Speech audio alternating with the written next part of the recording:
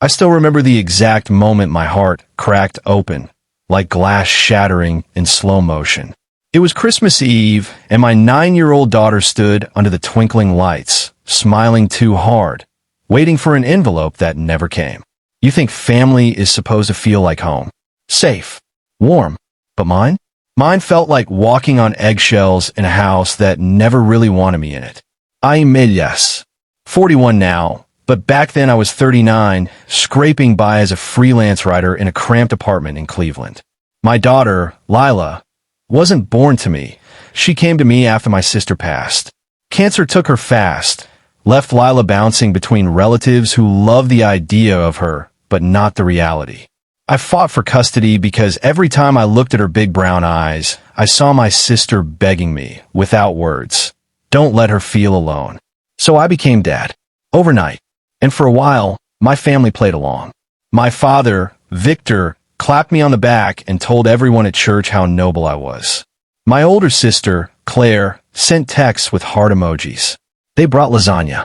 They posted proud photos. But slowly, quietly, the mask slipped. It started small.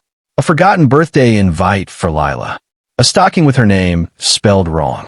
Claire's boys, Jackson, Harper, and little Theo, always front and center in every photo, while Lila hovered at the edges like a ghost. I told myself it was nothing. Kids are loud. Families are messy. I just needed to try harder. And God, did I try? Victor's car needed new tires, just until the pension check comes. Claire's fridge died. The boys need milk, Elias, please. The family cell plan got upgraded, and somehow my name was the only one on the bill. I paid for summer camp when Claire's husband lost another job. I covered Victor's blood pressure meds when he forgot his wallet at the pharmacy. I sent grocery money when Claire texted at midnight. Tight until payday. Don't tell Dad. Please see attached proof of transfer. I request an immediate investigation and direct payment setup going forward. I hit send, and that's when the real storm hit our house. 2 hours later, Elias roared into the driveway in his new used Ram 1500, nothing fancy, a 2018 with a dented tailgate and one cracked side mirror. But to him, it was freedom on 4 wheels. I watched from the window as he hopped out, boots crunching gravel, grinning like he'd won the lottery.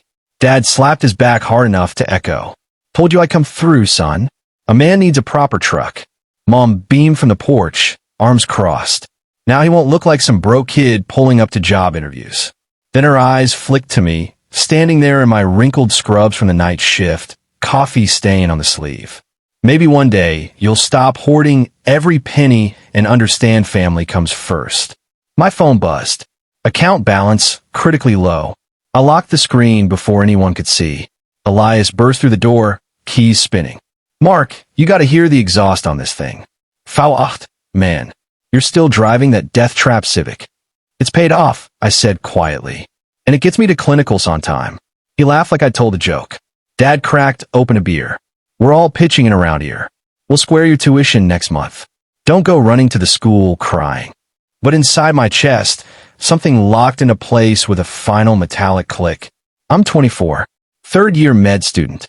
I work overnights registering trauma patients, blood, vomit, screaming, the constant smell of antiseptic, so I can stay in this program. I grew up in a house where the rules were simple. Elias was the star, the one they poured everything into. I was the insurance policy. If Elias doesn't make it in business, at least we'll have a doctor in the family, Mom used to say, patting my head like I was a backup generator. When I scored highest in the state on the MCAT, Dad grunted, "Good. Maybe they'll give you more scholarship money." When Elias barely passed community college algebra, they threw a barbecue. When I got in my dream school on partial merit, Mom's first words were, "So we're still on the hook for the rest?" Still, they offered to help. Dad sat me down the day I signed the loan papers. Tuition payments are complicated, son. Deadlines, interest, grace periods, let me handle it. You just transfer me the money each term. Focus on studying. It felt like love at the time. The only kind they'd ever shown me. So I did. Every semester. I came home smelling like hospital bleach and cafeteria coffee, collapsed on my bed, and watched $4, $5, $6,000 leave my account with notes like tuition, fall 2025. Dad always replied with a thumbs up emoji. I never logged into the portal. I was too exhausted, too trusting, too desperate to believe someone in my family had my back. Then 4 months ago, the first late notice came. I showed Dad. He waved it off. Schools send those automatically. Scare tactics. I'll call them. I'll let it go. 2 months ago, another notice. Red banner. 60 days past due. I asked again. He got irritated. You think I'd let your credit tank? Relax. I wanted to believe him. I needed to. Then tonight, Dad grinning over steak, sliding those truck keys across the table like a magic trick. The twist didn't come with yelling. It came quietly in the glow of my laptop screen as I finally looked at the full transaction history of that joint account. Not just this semester's missing tuition. Last year's emergency fund I'd built, gone, funneled into Elias's spring break trip. The family phone plan upgrade that somehow only benefited Elias's new iPhone. The mysterious $800 transfer labeled car insurance adjustment, right after Elias got his first speeding ticket.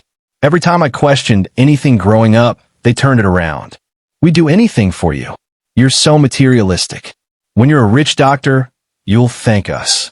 But tonight, when Dad said, you'll make it back in one paycheck once you're a resident, something in me finally saw the truth clear as a pathology slide. They weren't confused. They weren't struggling. They were counting on my silence, banking on my guilt, betting that I'd keep paying, keep quiet, keep sacrificing, because that's what the good son does. So I stopped. I told them calm and flat what I'd done, moved the money, locked the accounts, reported the misdirected funds. The room went colder than any morgue I've ever studied in. Dad's face cycled through shock, then rage. You're going to accuse your own parents of theft? You took money labeled for my tuition and bought Elias a truck, I said. That's the definition. Mom's voice cracked. After everything we've sacrificed. You sacrificed nothing, I said. I paid for everything. And you took what was left. Elias shifted in his seat. Bro, it's just money. I'll Venmo you back when I get a job. I almost laughed. Almost. Dad stood, voice low and dangerous. You drag us into some investigation. Don't come crawling back when med school eats you alive. We won't be here. I looked at him for a long moment. You never were. I packed one duffel bag. Laptop, scrubs, stethoscope, the worn-out anatomy atlas I've carried since undergrad. Mom followed me to the door, hissing threats about telling the aunts and uncles I'd abandoned them, stolen from them, turned my back on family. I paused on the porch, night air thick and humid, crickets screaming in the dark. Tell them whatever helps you sleep, I said. I'm done performing gratitude for crumbs. I walked to my Civic, dense rust, 220,000 miles, and threw my bag in the back. As I pulled away, I saw Elias in the rear view, leaning against a shiny new truck, looking smaller than I'd ever seen him. The fallout is still coming. Phone calls from relatives, awkward emails from the financial aid office, maybe even legal letters. But my notifications are quiet now. My accounts are mine alone. My future, for the first time, feels like something I control. I don't know if they'll ever understand what they broke. I don't know if I'll ever forgive them. But I know this. I'm not going back. If this happened to you, if the people who were supposed to protect you instead quietly drained your future to prop up someone else, would you have walked away? Or would you still be sitting at that table, swallowing the rage, hoping next month would be different? Tell me in the comments. I read every single one, because some betrayals don't come with screaming.